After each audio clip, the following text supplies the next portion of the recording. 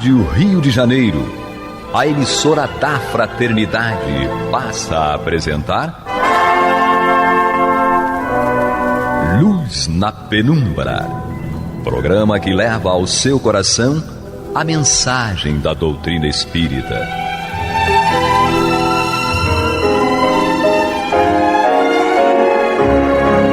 E com vocês, Henrique Parente, para o estudo de obras póstumas.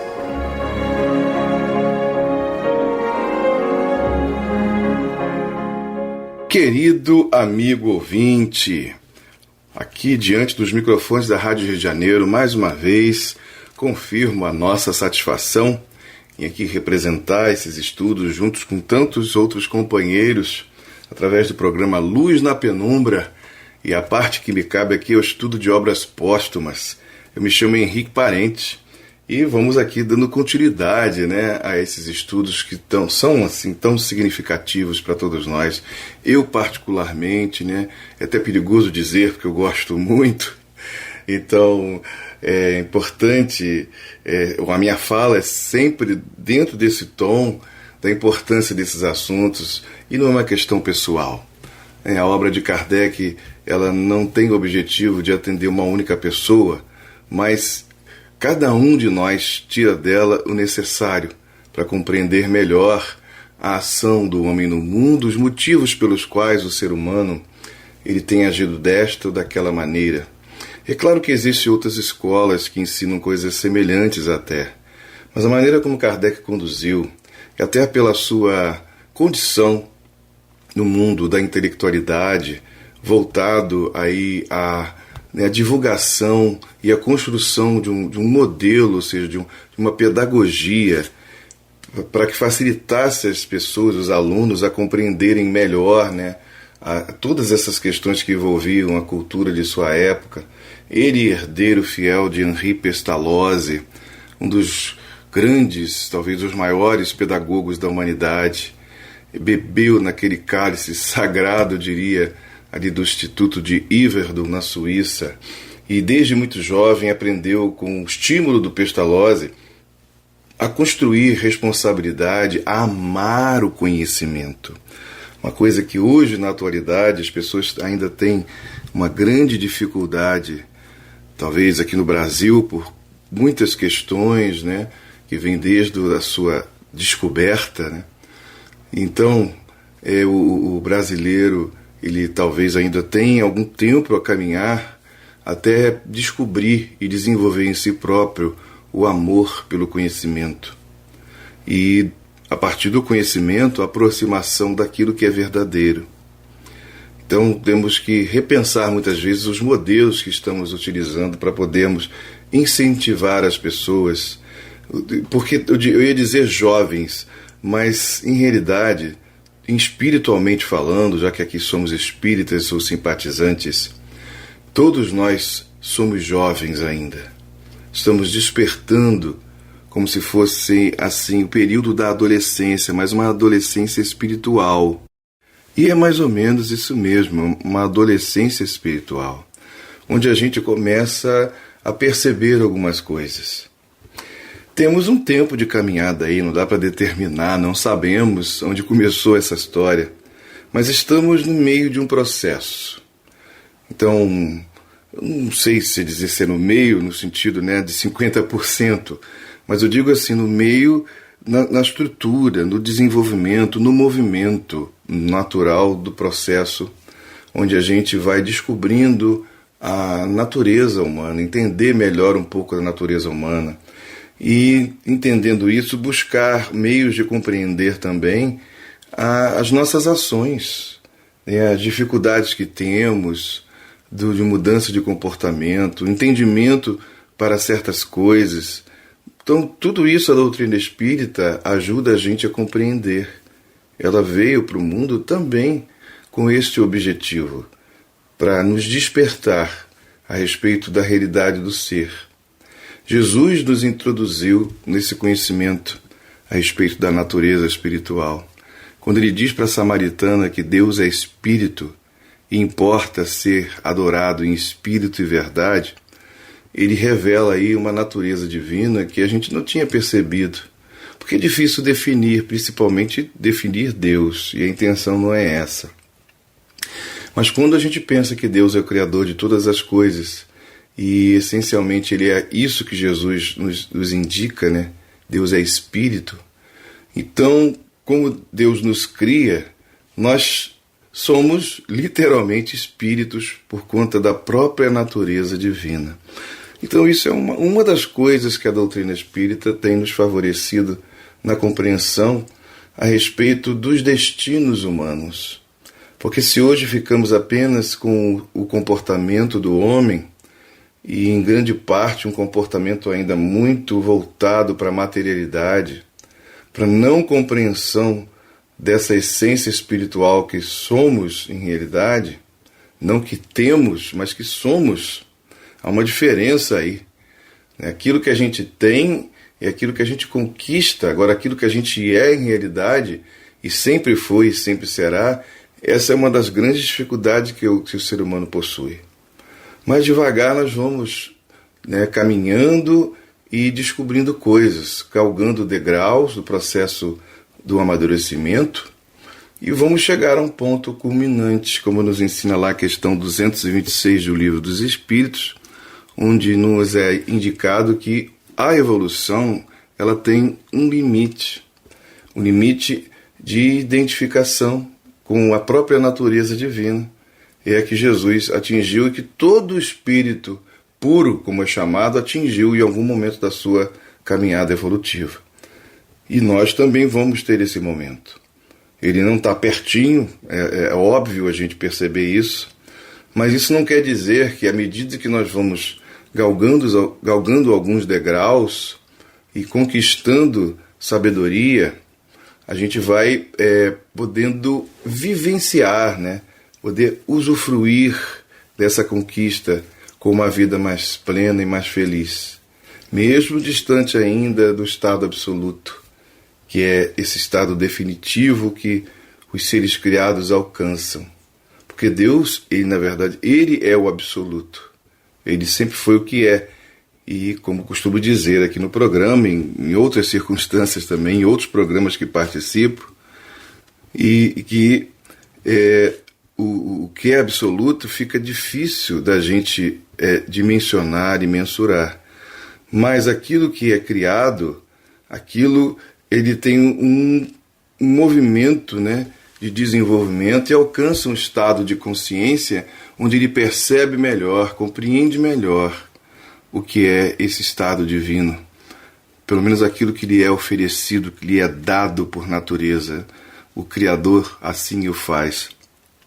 Então, todos vamos alcançar esse estado definitivo da evolução, ou seja, de abertura da nossa consciência de uma maneira mais plena a respeito dessa natureza divina. Isso é muito bom. A gente percebe que a vida está em pleno, mas em pleno movimento, de maneira que não temos como retornar. Não dá para voltar, a evolução não volta, o espírito não vai retroagir. Ele não vai perder aquilo que conquistou.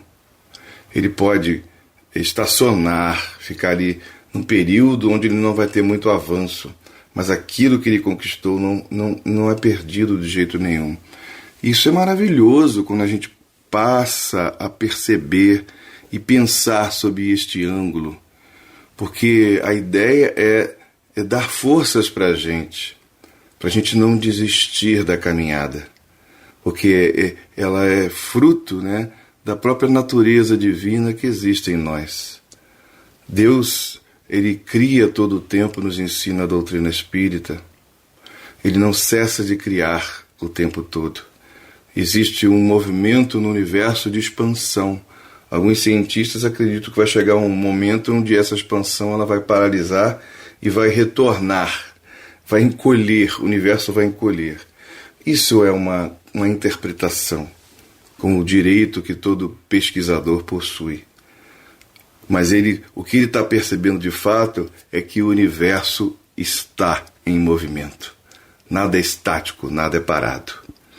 E vamos aqui dando continuidade, como disse há pouco, ao estudo, onde estávamos comentando a respeito dos homens duplos e das aparições de pessoas vivas sob várias circunstâncias aí.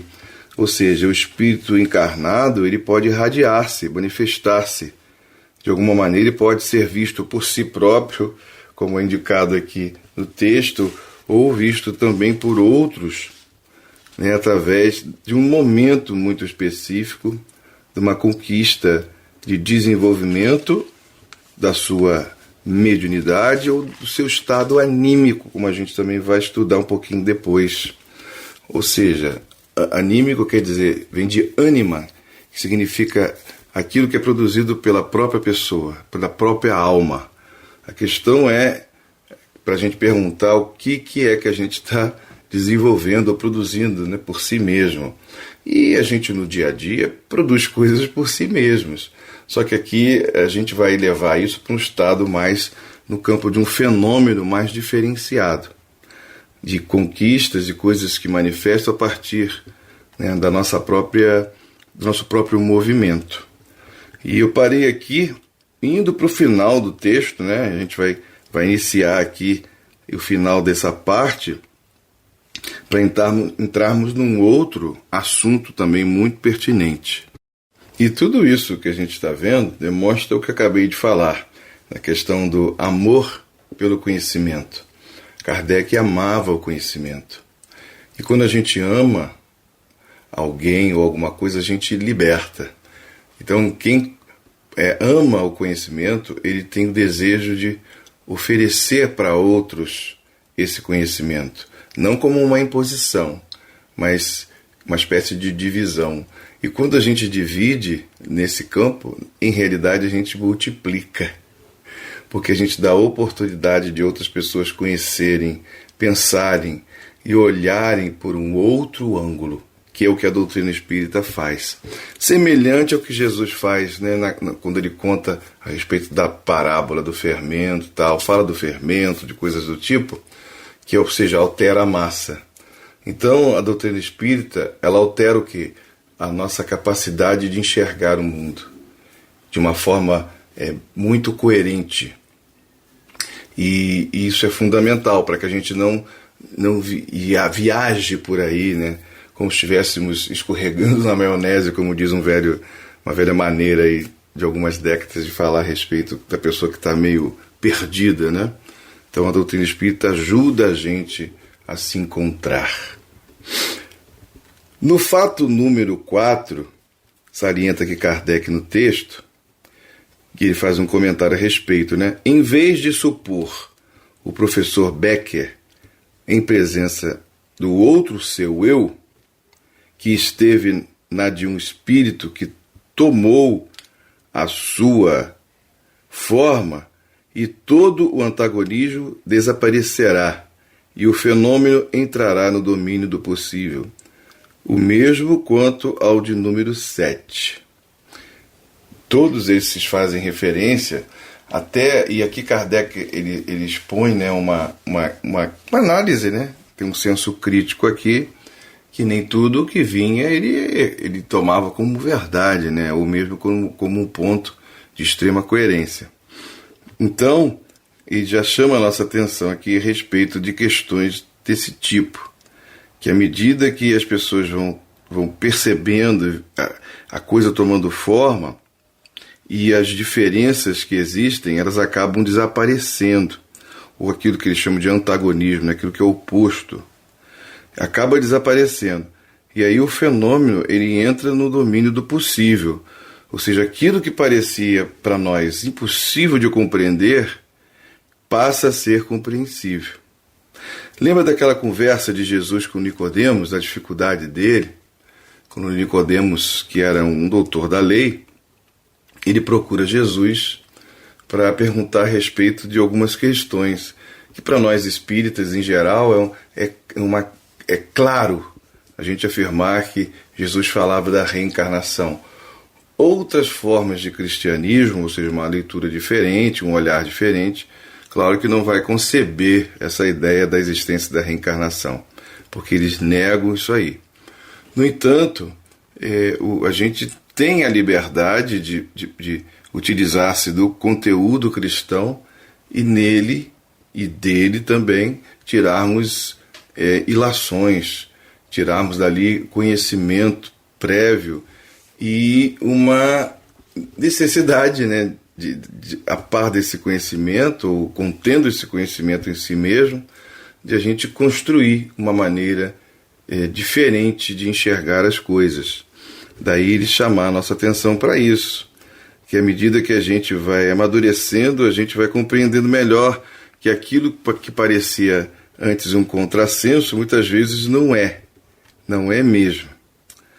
Alguns espíritos tomam, continua Kardec aqui, às vezes, nome suposto e adornaram-se com o estilo e característicos de outro para obterem a confiança dos médios e o acesso nos grupos.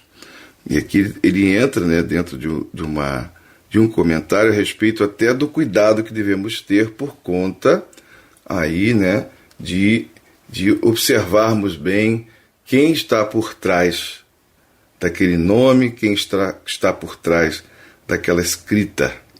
E isso tudo partindo do que ele disse anteriormente, aquilo que o antagonismo some e desaparece, e aí todo o conhecimento ele entra no domínio do possível. Então, isso é fundamental, né? Para que a gente não fique perdido aí diante desse quadro todo vinculado aí à questão, né, do conhecimento que nos é facultado a partir do plano espiritual. Porque muitas informações nos vêm de lá, trazidas através da mediunidade e do conhecimento do espírito, mas a gente não sabe avaliar muitas vezes o tamanho do conhecimento desse espírito. Então é o cuidado que a gente tem que ter em relação a essas questões para que não sejamos enganados, né? Como o livro dos médiuns nos ensina, nos orienta a respeito, né, de como devemos agir ou pelo menos tentar compreender as circunstâncias. Então lidar com mediunidade, já dizia Mileco, o saudoso Mileco, lidar com mediunidade sem o conhecimento espírita é brincar com o fogo. Isso não quer dizer que as pessoas não possam, através da prática natural que sempre existiu, né, lidar com a mediunidade. A gente tem em todas as culturas. Mas Mileco chamava a nossa atenção a respeito da importância do conhecimento que o livro dos médiuns nos favorece, nos faculta, à medida que a gente compreende a existência dele, para que a gente não fique tateando no escuro muitas vezes, vagando por aí, sem compreender muito bem os fenômenos que nos tomam. Então o livro ele tem essa função de promover em nós conhecimento, a partir do nosso contato direto com a obra, no caso aqui especificamente, né, o livro dos médiuns, mas qualquer outro livro, qualquer outra obra que venha nos favorecer isso aí. Então, voltando aqui, só para a gente não perder, né? Não se pode compreender Isabel da Rússia atirando sobre a própria imagem, como conta lá o texto, né, número 7. Compreender-se-á, porém, perfeitamente que ela mande atirar sobre um espírito que lhe tomou sua forma para mistificá-la. Aí tudo muda, né? Alguns espíritos tomam, às vezes, nome suposto e adornam-se com o estilo e característicos de outro, para obterem a confiança dos médiuns e o acesso nos grupos. Isso aqui é fundamental, né, a gente entender, dar assim, uma devida atenção para essa questão. E não é à toa, porque existe, né, como o próprio Jesus disse, muitos espíritos enganadores que se passam aí por figuras importantes, como ele próprio, né? Ou como enviado deste. Então a gente precisa ter o devido cuidado, desenvolver nós a capacidade de perceber.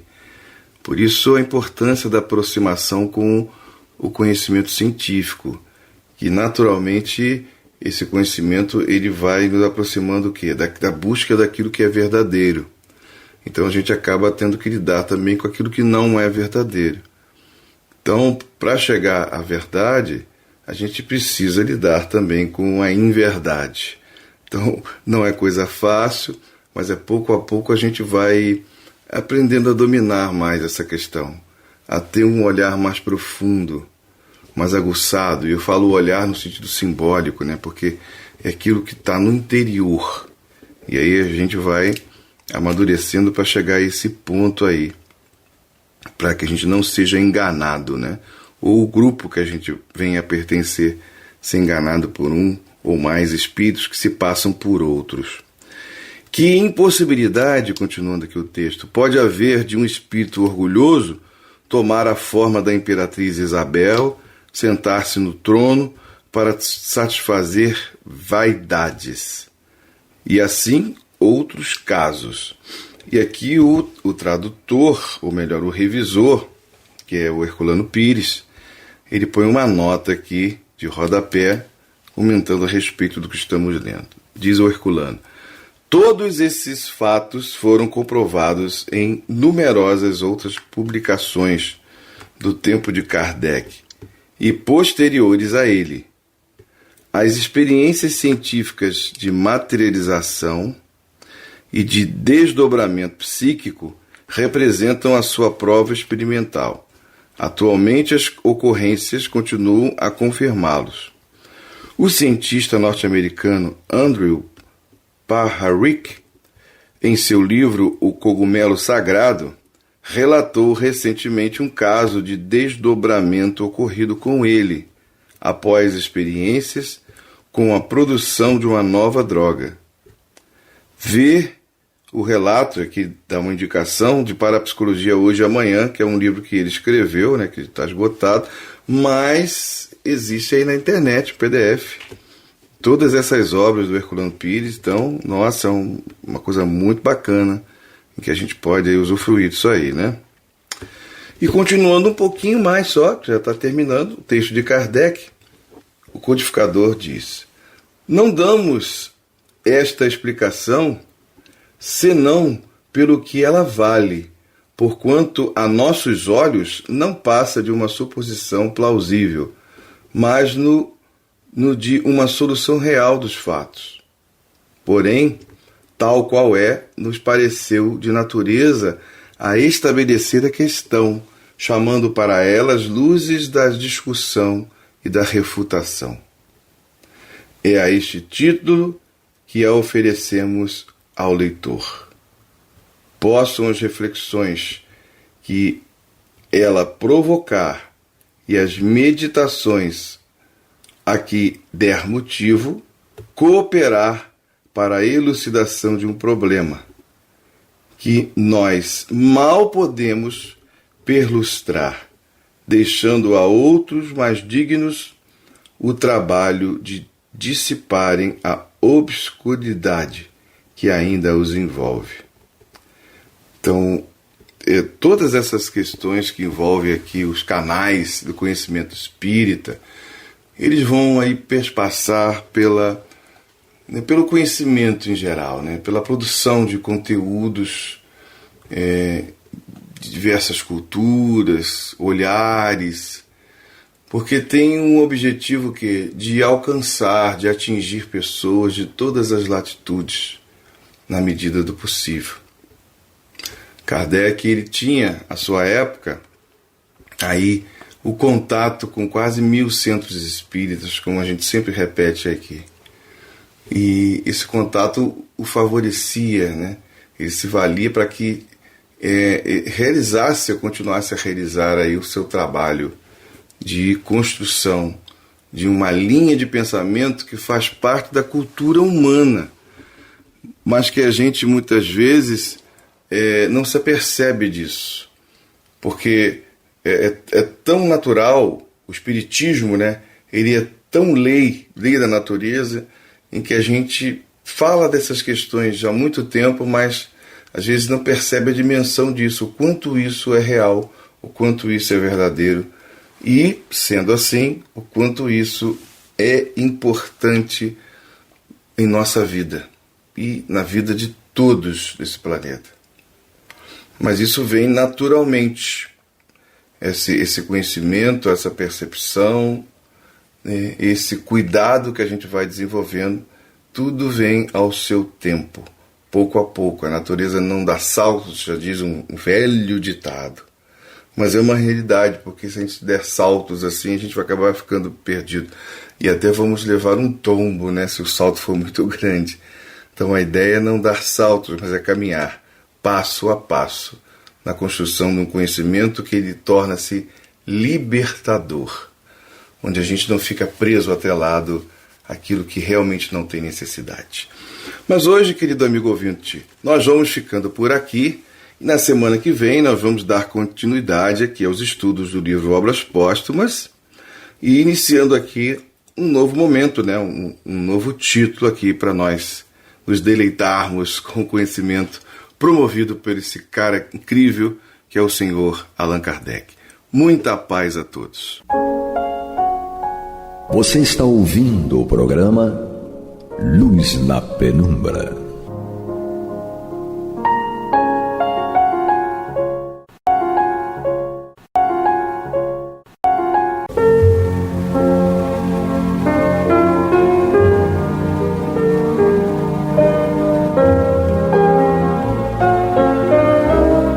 A Rádio Rio de Janeiro está levando ao seu lar e ao seu coração a mensagem consoladora da doutrina espírita, através do programa Luz na Penumbra.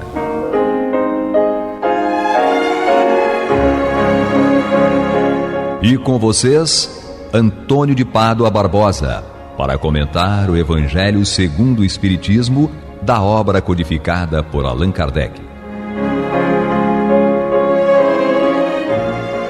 Olá, amigos, muito boa noite. Estamos aqui de volta ao programa Luz da Penumbra, no qual nós vamos estudar o Evangelho segundo o Espiritismo de Allan Kardec. Estamos aqui na introdução do livro ainda, estudando a doutrina de Sócrates e Platão e sua relação com o cristianismo e o espiritismo. E vamos dar continuidade estudando já seu 15º item, no qual Sócrates dizia o seguinte: as mais belas preces e os mais belos sacrifícios agradam menos à divindade do que uma alma virtuosa que lhe faz esforços para se lhe assemelhar. Seria grave se os deuses dispensassem mais atenção a essas oferendas do que a nossa alma. Dessa maneira, os maiores culpados poderiam conquistar os seus favores. Mas não, só os verdadeiramente justos e retos, por suas palavras e atos, cumprem seus deveres para com os deuses e para com o homem. É perfeito isso que ele está dizendo aqui. Os deuses para eles, Deus para nós, se agrada mais de uma alma virtuosa que faz esforços para se assemelhar a ele, do que as belas preces, os belos sacrifícios que muita gente faz. Porque se fosse assim, se Deus desse mais atenção às oferendas e às preces cheias de palavrório, as pessoas que têm mais defeitos ou mais culpadas, digamos assim, seriam recebidas com louvores por Deus. Que bastava, depois de ter cometido vários atos indignos, fazer uma oferenda. Isso que faziam eram os pagãos, por isso que o Sócrates estava falando, que naquela época era assim que eles agiam. E ele fazia ofertas aos deuses, levavam coisas materiais para os deuses, faziam longos discursos em homenagem aos deuses, achando que isso ia livrá-los de qualquer coisa. Na realidade, como diz aqui, desta maneira os maiores culpados poderiam conquistar seus favores, mas não, só os verdadeiramente justos e retos, por suas palavras e atos, cumprem seus deveres para com os deuses e para com os homens. Kardec nos remete aqui o capítulo 10, itens 7 e 8. Esses itens tratam do sacrifício mais agradável a Deus, que vai dizer a mesma coisa. Deus quer o nosso sacrifício é sacrificando as nossas incúrias, as nossas iniquidades. É isso que tem que ser sacrificado. Item 16. Chama o homem vicioso a esse amante vulgar, que ama o corpo mais do que a alma. O amor está por toda parte da natureza, convidando-nos ao exercício da nossa inteligência. Nós encontramos até mesmo no movimento dos astros. É o amor que enfeita a natureza com seus ricos tapetes.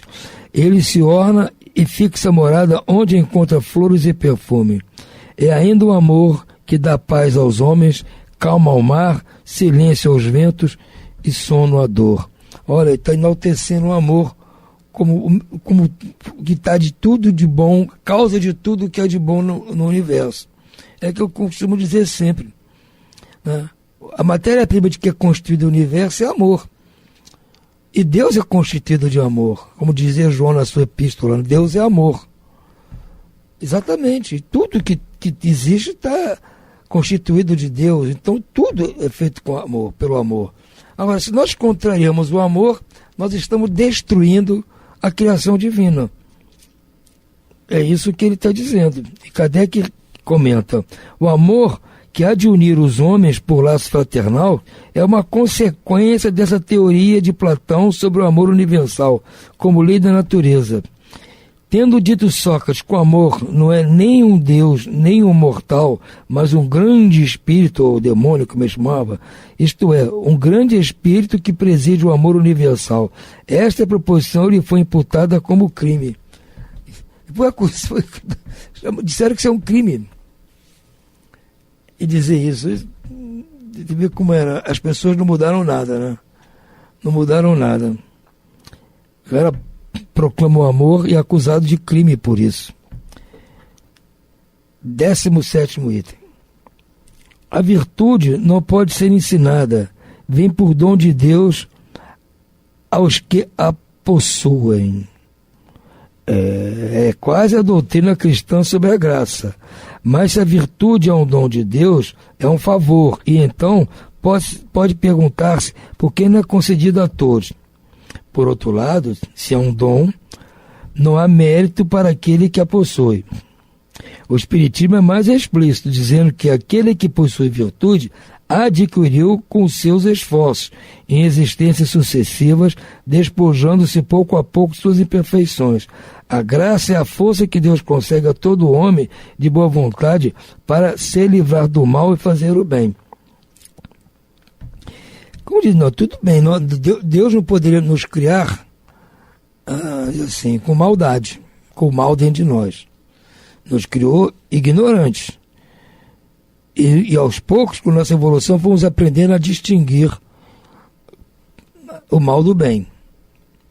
Agora, eu penso que nós temos dentro de nós todas as virtudes em potencial. Deus nos criou com as virtudes em potencial, todos.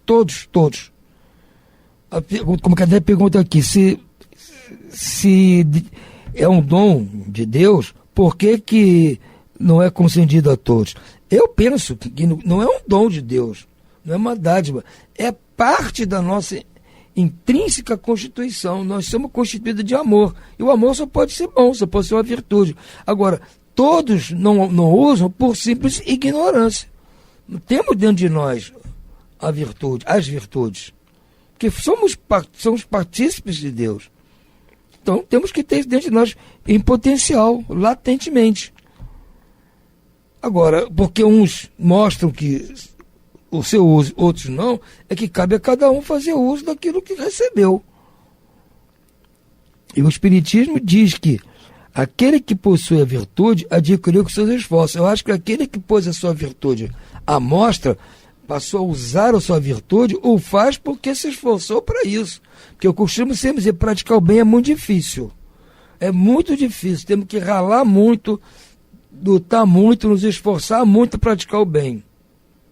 Porque praticar o mal é que é fácil. Todo mundo pode praticar o mal. Qualquer um pratica o mal. Os bons, os maus, todos praticam o mal. Agora, praticar o bem é difícil, muito difícil. Por isso que nós estamos ainda aprendendo, lutando contra as nossas más inclinações. Elas é que nos fazem tender a não praticar o bem. Mas o bem está dentro de nós. Nós simplesmente não praticamos ainda. Estamos lutando para isso. Como diz Kardec, que o verdadeiro espírito é aquele que se esforça para domar suas más inclinações. Nós estamos tentando domar essas más inclinações que nos levam a contrariar tudo de bom que Deus colocou em nós. 18º item. Há uma disposição natural em todos nós que nos apercebemos muito menos dos nossos defeitos do que os dos alheios. Essa é clássica que Jesus, né? É verdade. Há uma disposição natural em todos nós, a de que nos apercebemos muito menos dos nossos defeitos do que dos defeitos alheios. Diz lá o Evangelho, como lembra Kardec aqui: vedes o cisco no olho do vosso vizinho e não vedes a trave que está no vosso olho. Também está no capítulo 10, itens 9 e 10. É o que Jesus disse. Para nós é muito mais fácil ver o defeito do vizinho do que o nosso defeito. Sem dúvida alguma. Até porque reconhecer um defeito nos coloca de saia justa cada vez que nós cometemos aquele defeito, aquele erro. Olhando para nós mesmos, sem ninguém apontar. Se nós sabemos que temos um defeito e na hora que pomos em prática esse defeito, automaticamente a gente se sente de saia justa, porque reconhece o defeito. Agora, aqueles que nem reconhecem o defeito, aí ainda tem que chegar no ponto que nós já estamos, que nós já reconhecemos nossos defeitos. Como os espíritos verdadeiros, estamos lutando para combatê-los. 19. Se os médicos são mal sucedidos na maior parte das doenças, é que tratam do corpo, sem tratarem da alma. Ora, não se achando o todo em bom estado, é impossível que uma parte dele passe bem. É verdade, né? Daí nós apelamos sempre, como vamos à casa espírita, para receber um passe, tomar uma água fluidificada, né? Porque nós sabemos que temos que cuidar da nossa alma juntamente com o cuidar do corpo, que os médicos, por mais que se esforcem, vão cuidar do nosso corpo. Nem todos têm a capacidade de cuidar da nossa alma também. O Espiritismo fornece a chave das relações existentes entre a alma e o corpo e prova que um reage incessantemente sobre o outro. Abre assim um novo caminho à ciência, ao lhe mostrar a verdadeira causa de certas afecções. Faculta-lhe os meios de as combater. Quando levar em conta a ação do elemento espiritual na economia, a ciência fracassará menos. Essa semelhança de Sócrates toca na grave questão da predominância do mal na Terra. Questão insolúvel sem o conhecimento da pluralidade dos mundos e da destinação da Terra, habitada apenas por uma fração mínima da humanidade. A humanidade que ele fala aqui é a humanidade universal. Somente o Espiritismo lhe dá a solução desenvolvida logo adiante nos capítulos 2, 3 e 4, onde ele vai abordar as muitas moradas na casa do Pai.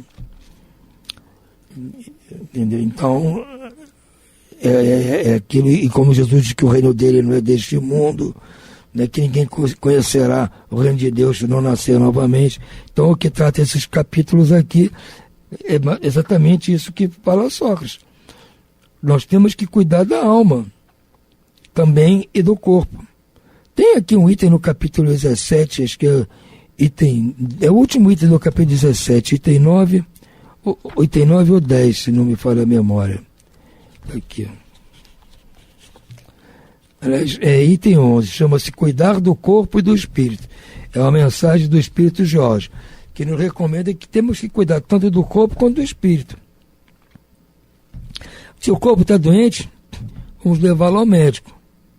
Mas se a doença provém do espírito, temos que buscar alguém que nos ajude a encontrar uma solução para isso. Em princípio, enquanto não conseguimos esta ajuda, vamos tratar de praticar o bem, praticar a caridade, que com certeza vai diminuir muito as nossas tragédias espirituais. Com certeza.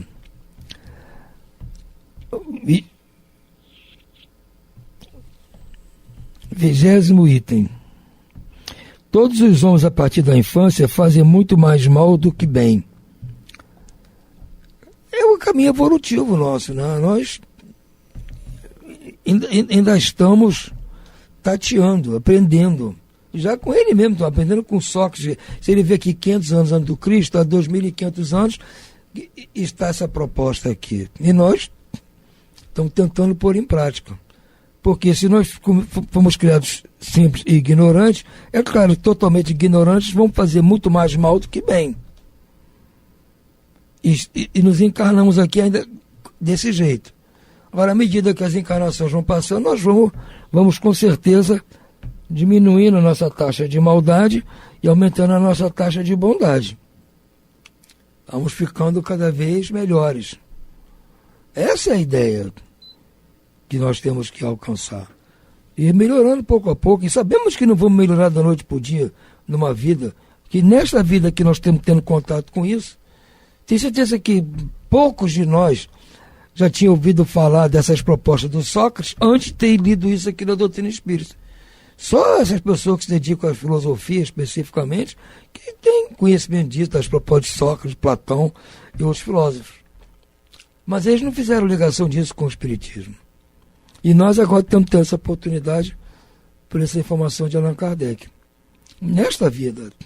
Então agora, nesta vida, nós estamos tentando seguir isso aqui para fazer cada vez menos mal. E, consequentemente, fazermos mais bem.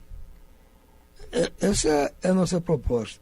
E tenho certeza que nós vamos sair desta existência muito melhor do que quando entramos. Como eu já disse aqui, o verdadeiro espírita reconhece-se pela sua transformação moral e pelos esforços que faz para dominar suas más inclinações.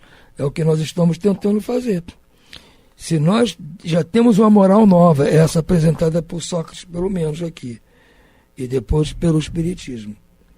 Aprendemos uma moral nova, mas ainda temos dificuldade de pô-la em prática. Volta e meia ainda somos cutucados pela nossa moral anterior para fazermos coisas ainda de acordo com as nossas más inclinações, mas é a nossa luta. Então, o verdadeiro espírita reconhece por seus esforços que faz por dominar suas más inclinações. Porque nós sabemos que se piscar o olho nós vamos fazer errado, então nós temos que estar atentos. E tenho certeza que nós vamos sair desta vida atual muito melhor do que chegamos aqui. No 21º item diz assim: há sabedoria em não acreditares que sabes o que ignoras. Há sabedoria em não acreditares que sabes o que ignoras. É o que ele está dizendo. A minha sabedoria é eu não acreditar que eu sei alguma coisa que eu não sei. Se eu acho que sei uma coisa que eu não sei, isso está errado. Eu tenho que ter certeza que eu não sei ainda as coisas. Aquilo que eu não sei, eu tenho que aprender. Essa é a sabedoria, reconhecer que não sabe ainda. Então, porque se eu acho que sei coisas que eu não sei, com certeza vou acabar me atrapalhando. Na hora que precisar daquele conhecimento eu não tenho, como é que vai ser? Mas, infelizmente, nosso orgulho, nossa vaidade nos leva a achar que já sabemos muito, quando, na realidade, não sabemos nada. E quanto mais aprendemos, aí descobrimos que o pouco que ainda sabemos. Porque o totalmente ignorante, ele tem certeza de tudo, ele acha que sabe tudo. O pouquinho que ele sabe, ele acha que é tudo. Ele só conhece aquilo, ele acha que é tudo. O verdadeiro sábio, por mais que ele saiba, ele tem certeza que aquilo é pouco perto do que resta para aprender. Kardec diz aqui: isso, ou seja, esse pensamento vai endereçar das pessoas que criticam aquilo de que desconhece até mesmo os primeiros termos. Aquele negócio. A pessoa critica aquilo que ela não sabe. Entendeu? Diz um antigo compositor americano: irmão, não critique aquilo que você não sabe, aquilo que você não conhece.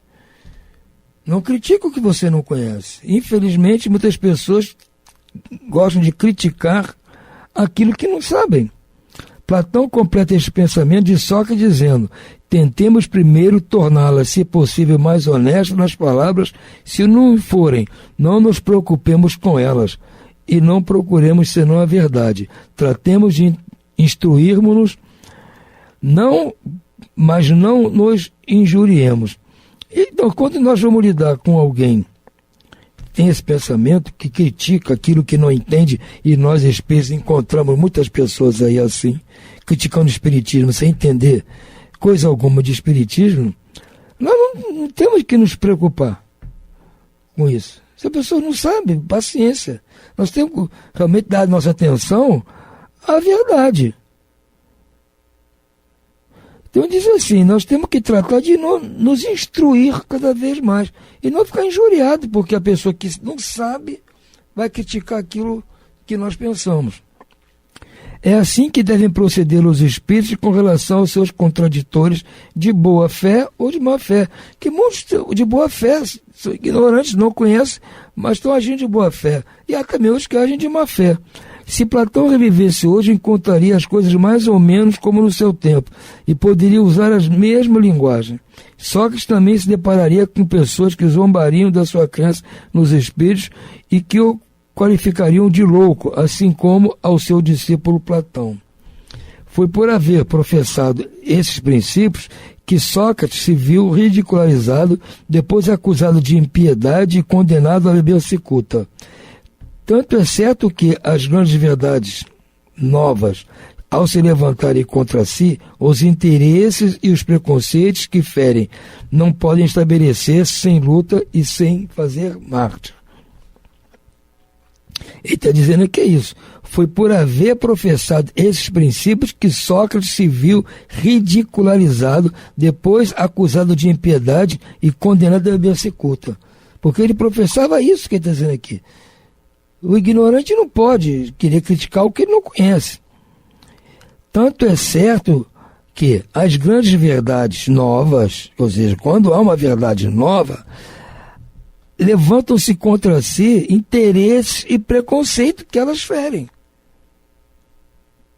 Entende? Quando aparece uma verdade nova, algo novo e que é verdadeiro, aqueles que se beneficiavam do que estava errado, por preconceito, por interesse, eles não vão querer aceitar numa boa, vão lutar, vão fazer de tudo para destruir a verdade nova. Mas se é a verdade, é uma questão de tempo. E as pessoas vão ter que aceitar. Elas não aceitaram que a Terra é redonda, que gira em torno do Sol? Quantos milênios se passaram o homem achando que a Terra era plana e que o Sol girava em torno disso?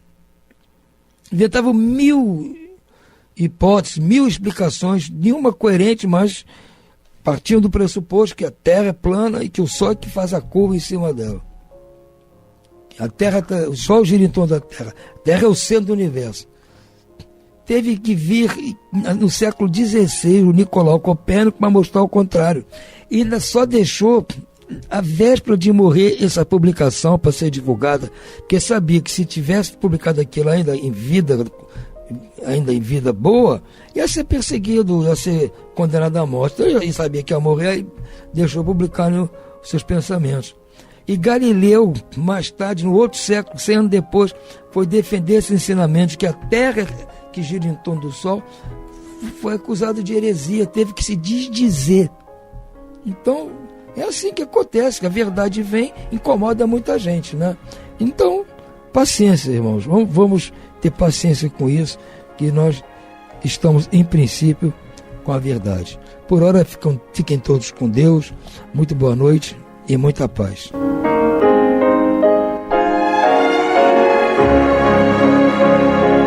E vamos ouvir agora a prece de encerramento de nosso programa, na voz de Geraldo de Aquino. Jesus, dá-nos coragem para a luta, piedade para os insultos e misericórdia para as injustiças e ingratidões. Limpa nossa alma de inveja e ambições mesquinhas, de ódio e de vingança o nosso caminho. E que dentro em pouco, ao recolher-nos de novo ao calor do nosso leito, para que o sono nos dê a paz e o esquecimento das tristezas humanas, possamos sentir, Senhor, no mais íntimo de nosso ser, a doçura indefinível do Teu amor e a grandeza incomparável da Tua divina presença. Que assim seja.